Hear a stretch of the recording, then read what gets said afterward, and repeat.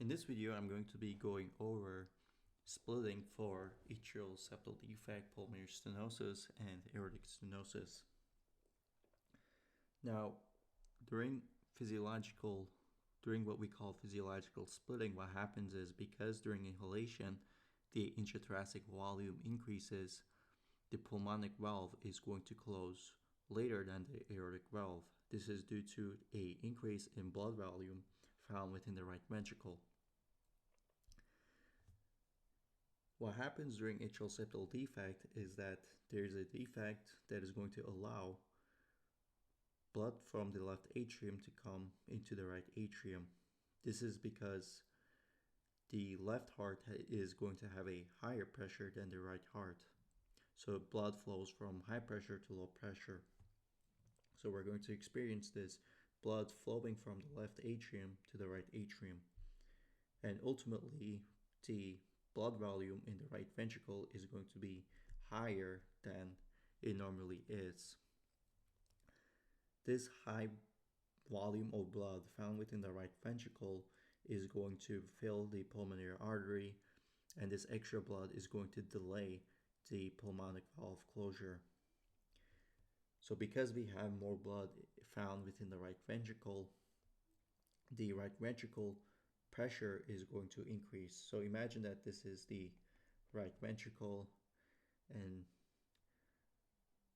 this is the pulmonary artery.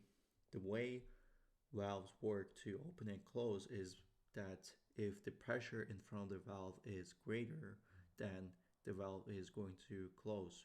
If the pressure behind the valve is higher, so if the pressure behind the valve, which is the right ventricle, behind the pulmonary valve is higher, then that pressure is going to force that valve to just open. So if you have extra blood found within the right ventricle, then that extra pressure is going to force that valve to open, and it is going to delay the closure.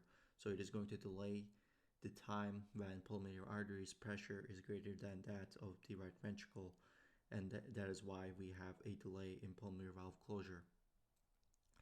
So in atrial septal defect, we consistently have a higher pressure found within the right ventricle due to that extra blood coming in from the left atria.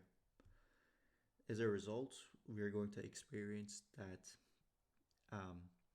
that physiological splitting type of splitting that occurs with atrial septal defect in exhalation as well as inhalation. So it'll look something like this with S1, and then we have A2, and then that pulmonary valve closure is going to be delayed for inhalation as well as exhalation because we constantly have that delay in closure of the pulmonic valve due to that extra blood coming in from the left atria. Now let's talk about what happens in pulmonary stenosis. In pulmonary stenosis, we're going to have a narrowing of the pulmonic valve. This narrowing is going to make it harder for the blood to flow from the right ventricle into the pulmonary artery. As a result, we're going to have a delay in pulmonic valve closure because the pulmonary artery is going to fill slower, and if it fills slower, it is going to take more time for that pressure within the pulmonary artery to build up so that it is higher than that of the pressure in the right ventricle, which is going to force that pulmonic valve to close. So as a result, we're going to have a delay in pulmonic valve closure, and what we experience is a widening split that happens in exhalation, but this widening is going to be even more pronounced during inhalation because of the compound effect of normal physiological splitting. Because when we inhale, intrathoracic volume is going to increase, and that is going to bring in more blood to the right ventricle. So in addition, with pulmonary stenosis, that physiological splitting pattern is going to even widen that gap. Now during aortic stenosis, what we experience is a narrowing of the aortic valve like this.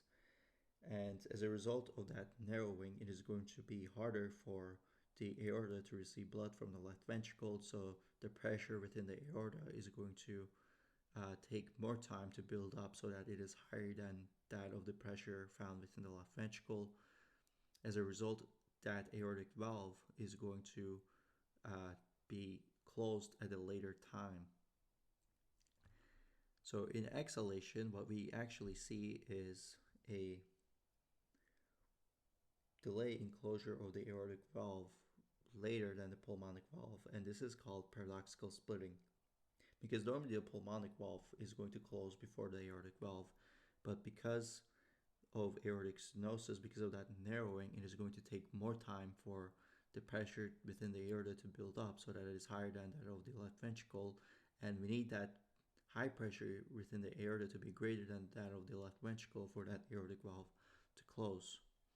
So what we experience is a delay in aortic valve closure later than that of the pulmonic valve.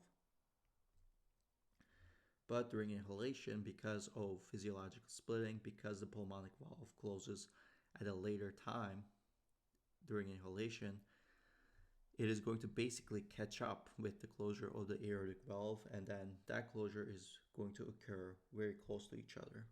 So what we experience is something like this, where the pulmonic valve closure is going to be very close to the aortic valve closure. So these are the splitting patterns of aortic stenosis, pulmonary stenosis, and atrial septal defect.